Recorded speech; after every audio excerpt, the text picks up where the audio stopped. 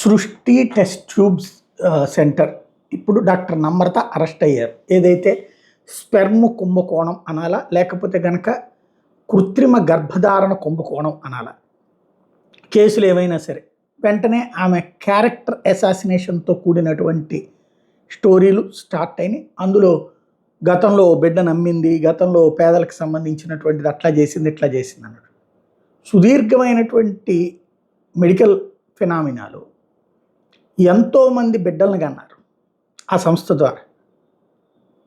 ఖచ్చితంగా తేడా తప్పే.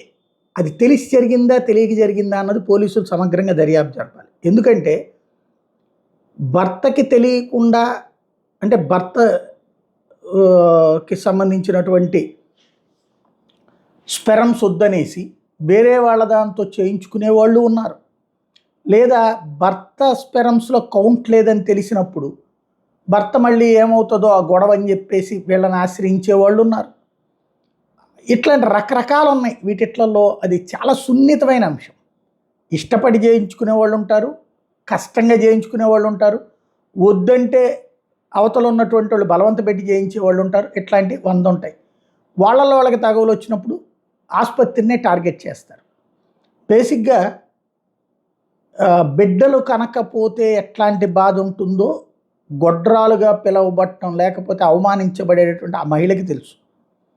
వాళ్ళు అట్లాగా కనాలనుకునే వాళ్ళకి బోల్డ్ అంతమందికి ఆపర్చునిటీస్ అరేంజ్ చేశారు వీళ్ళు, సొరగసి అరేంజ్ చేశారు వీళ్ళు. కానీ సమస్య ఎక్కడ వస్తుందంటే దబాయించి బెదిరించి చేస్తే ఈ పాటికి 100 కేసులు అయ్యి ఉండే. నిన్నటి కేసు అయితే ఏంటంటే ఒకళ్ళకి స్పెర్మ్కి సంబంధించి వాళ్ళ హస్బెండ్ది కాకుండా వేరే వాళ్ళది అరేంజ్ చేయడం ద్వారా ఆ బిడ్డ తమ బిడ్డ కాదని తేల్చడం. మరి ఇది ఆవిడ తప్ప లేకపోతే ఆ స్పెర్మ్ సెంటర్ వాళ్ళ తప్ప అన్నటువంటిది తేలాల్సి ఉంది ఆరోగ్యపరమైనది. ఎందుకంటే వాళ్ళకి ఇష్టం లేకుండా వాళ్ళ శరీరంలో ప్రవేశపెట్టాల్సిన అవసరం ఆమెకైతే ఉండదు కదా. కాబట్టి సంథింగ్ ఏదో ఉంది. మిగతా కేసుల్లోది కూడా గతంలో ఇది మామూలుగా ఆవిడ వైద్య శిబిరాలు పెడుతుంది, వైద్య శిబిరాల్లో పేదలను గమనిస్తుంది, అందులో వీళ్ళకి లేని వాళ్ళకి ఎట్లా అరేంజ్ చేస్తుంది, లేకపోతే అబార్షన్లు చేస్తుంది, లేకపోతే కనుక ఎట్లా చేస్తే అట్లా చేస్తే ఇట్లాంటి చాలా స్టోరీలు. మనం క్యారెక్టర్ అసాసినేషన్స్ చేసేయచ్చు ఇష్యూస్, బట్ ఇన్ని సంవత్సరాల పాటు వైద్యం చేస్తున్నారు, ఎన్ని వేల మందికి ఇచ్చుంటారు సరైనటువంటి ట్రీట్మెంట్, ఆ లోపం ఎక్కడుంది అన్నటువంటిది అది అవతల వ్యక్తుల్లోనూ ఉండొచ్చు. సాధారణంగా డాక్టర్ల ఫెయిల్యూర్ ఎప్పుడంటే ట్రీట్మెంట్ ఇవ్వక చచ్చిపోయినప్పుడు. ట్రీట్మెంటు ముక్కుకి చేస్తే మూతికి తేడా వచ్చిందో లేకపోతే అట్లాంటి ఇష్యూస్లు.